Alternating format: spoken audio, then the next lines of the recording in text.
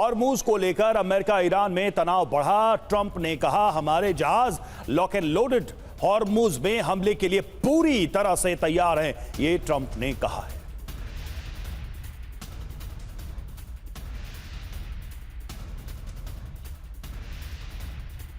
वहीं straight of Hormuz पर Donald Trump का एक और बयान है। माइंस बिछाने वाली बोट नष्ट करेंगे और ट्रंप ने यूएस नेवी को आदेश भी जारी किया है, हॉर्मूज में ईरानी बोट को देखते ही गोली मारो।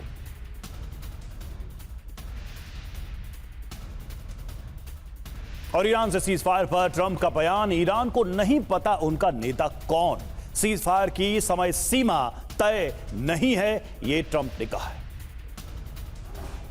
डोनाल्ड ट्रंप का बयान, शूट एंड किल का ये ऑर्डर और किसी भी वक्त फिर जंग, क्योंकि ट्रंप की धमकी साफ है कि ईरानी बोट्स को मार गिराने का ये आदेश दिया जा रहा है और माइंस बिछाने वाली बोट्स पर फायरिंग कर दो। हालांकि स्ट्रेट ऑफ हॉर्मूज पर ही यूएस नेवी का पूरी तरह कंट्रोल भी है और डील होने तक नाकेबंदी नहीं हटाई जाएगी। हालांकि ईरान को पूरी तरह तबाह कर सकते हैं, बचे हुए ठिकानों पर भी हमला कर सकते हैं, अस्थायी नहीं बल्कि स्थायी समझौता चाहते हैं। अब देखिए इसके मायने क्या हैं, इसको भी समझना जरूरी है। ईरान पर दबाव बनाने की ये कोशिश है, माइंस को हटाने का अभियान तेज करना एक मकसद है, नाकेबंदी के दायरे को बढ़ाने की भी कवायद ये हो सकती है। बड़ी बात यह कि यूएस ईरान के बीच कभी भी जंग शुरू हो सकती है। अभी के हालात में बोट पर फायरिंग से हालात बिगड़ सकते हैं। ट्रंप की धमकी से शांति वार्ता की जो कोशिशें चल रही हैं उस पर भी खतरा बढ़ सकता है। और बड़ी खबर है, इटली सरकार ने ट्रंप को फिर झटका दिया है। वर्ल्ड कप के लिए ईरान की जगह लेने से इनकार और इटली के खेल मंत्री आंद्रे अबोदी का यह बयान सामने आया। ईरान की जगह लेना ठीक नहीं होगा, ट्रंप के करीबी ने फीफा को सलाह दी थी और ईरान की बजाय इटली को मेजबानी देने की इस सलाह के बाद ये बयान सामने आया है। एक बार फिर से बता दें, ये इस वक्त एक बड़ी खबर, एक बड़ा डेवलपमेंट, क्योंकि ये इटली सरकार की तरफ से डोनाल्ड ट्रंप को दिया गया वो झटका है जहां वर्ल्ड कप के लिए ईरान की जगह लेने से इनकार कर दिया और इटली के खेल मंत्री आंद्रे अबोदी का यह बयान कि ईरान की जगह लेना ठीक नहीं होगा। ट्रंप के करीबी ने फीफा को यह सलाह दी थी कि ईरान की बजाय इटली को मेजबानी देने की ये सलाह। मनीष, अब जाहिर सी बात है, क्या डोनाल्ड ट्रंप को एक और मौका मिल गया नाराजगी का? देखिए, सबसे बड़ी बात तो यह है कि ईरान को भरपूर राजनीतिक समर्थन हासिल है वैश्विक समुदाय में, इसका ये एक प्रमाण है। वरना आप सोचिए कि कभी एक ऐसा समय होता था जब अमेरिका इस तरह का एक फरमान जारी करता था और यूरोप के सभी देश उसके हाँ में हाँ मिलाते थे। लेकिन ईरान के मामले में वैश्विक समुदाय ये बात मान रहा है कि अमेरिका की तरफ से ज्यादती हो रही है, अंतर्राष्ट्रीय नियमों की अवहेलना हो रही है और ईरान पर हमला पूरी तरह से गलत है।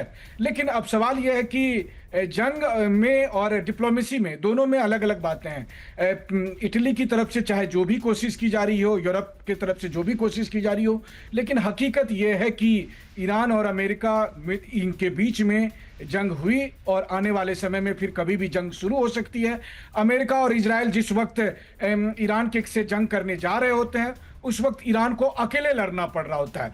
बाकी देश से राजनीतिक और डिप्लोमेटिक बयान तो दे सकते हैं, लेकिन ऐसा नहीं है कि वो अपनी मिलिट्री को भेज देंगे, अपनी नेवी। लेकिन ये जो सारी चीज है मनीष, ये जो चीज हम देख रहे हैं, ठीक है, सामने से कुछ दिख रहा है। सिवाज सर, कहीं ऐसा तो नहीं है कि यूरोपीय देश, इटली हो, फ्रांस हो, ब्रिटेन हो, ट्रंप से बदला ले रहे हैं, स्कोर सेट कर रहे हैं? मतलब ट्रंप के पिछले वाले बयानों की बात करें, उन्होंने जो कदम उठाए, अब इनके पास ईरान के बहाने ही सही ये मौका है कि अंतरराष्ट्रीय मंच पर अमेरिका को छोड़ देते हैं, ट्रंप की लीडरशिप या ट्रंप को नीचा दिखाएं। हर वो मौका ये कैश कर रहे हैं, चाहे खेल का मैदान हो, जंग का मैदान हो, डिप्लोमेसी हो, अंतरराष्ट्रीय मंच हो, वहां ट्रंप को नीचा दिखाया जाए, ये बताया जाए कि तुम्हारी नीतियां हमारे खिलाफ कितनी गलत थी, उसका ये सब नतीजा है। हाँ बिल्कुल रवि, इसमें कोई शक नहीं, ये सच्चाई है कि कहीं ना कहीं अमेरिका जो दादागिरी कर रहा था नेटो कंट्रीज के अगेंस्ट, और जबकि रशिया यूक्रेन की लड़ाई के अंदर कहीं ना कहीं नेटो कंट्रीज पे प्रेशर डाला जा रहा था। उनको पहले 2% उसका डिफेंस बजट बढ़ाया, फिर बोला 5%। नहीं सर, बयानों के जरिए भी ह्यूमिलिएट कर रहे थे हर नेता को। हाँ बिल्कुल, मतलब क्या क्या नहीं बोला है ट्रंप ने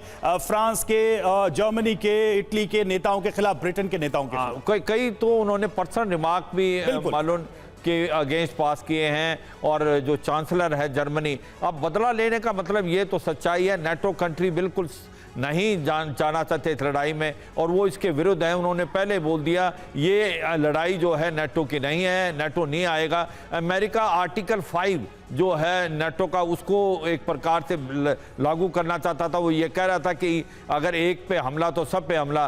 तो जो नेटो कंट्री ने साफ बोला कि ये हमला हुआ नहीं है, हमला आपने किया है अमेरिका और इजराइल ने ईरान पे, तो नेटो का आर्टिकल 5 नहीं लगता। दूसरा, ये जो आप बता दो पर्सनल जो टिप्पणी की है उन्होंने इटली के प्राइम मिनिस्टर के लिए, मेलोनी के लिए, या जो चांसलर जर्मनी, उन्होंने भी अभी बदला लेंगे क्योंकि उनको पर्सनल एनिमिटी हो गई है कि जिस प्रकार से वो नीचा दिखाने की कोशिश डोनाल्ड ट्रंप कर रहे थे ये यूरोपियन लीडर्स को, आज वो सब यूरोपियन लीडर इकट्ठे हो गए हैं और आज वो एक प्रकार डोनाल्ड ट्रंप को अपनी जगह दिखा रहे हैं। और मुझे ये लगता है कि जो बात हो रही रवि की ये लड़ाई क्या चल सकती है, ये दोबारा स्टार्ट हो सकती है। देखो कोई चीज भी हो सकती है, मगर एक चीज याद रखो, अगर स्टेट ऑफ हार्मुज ब्लॉक कर दिया ईरान ने तो अमेरिका ने भी नेवल ब्लॉकेट लगा दिया है। आप देखें कि 400 से 500 मिलियन डॉलर का नुकसान है ईरान को हो रहा है। ईरान की कोई इकोनॉमी अच्छी नहीं, 90% जो ऑयल है वहां चाइना को जाता है। अब चीन जो है रूस से जो लेना स्टार्ट कर दिया। तो ये कहना है कि कहीं ईरान को नुकसान है, उसको भी नुकसान है,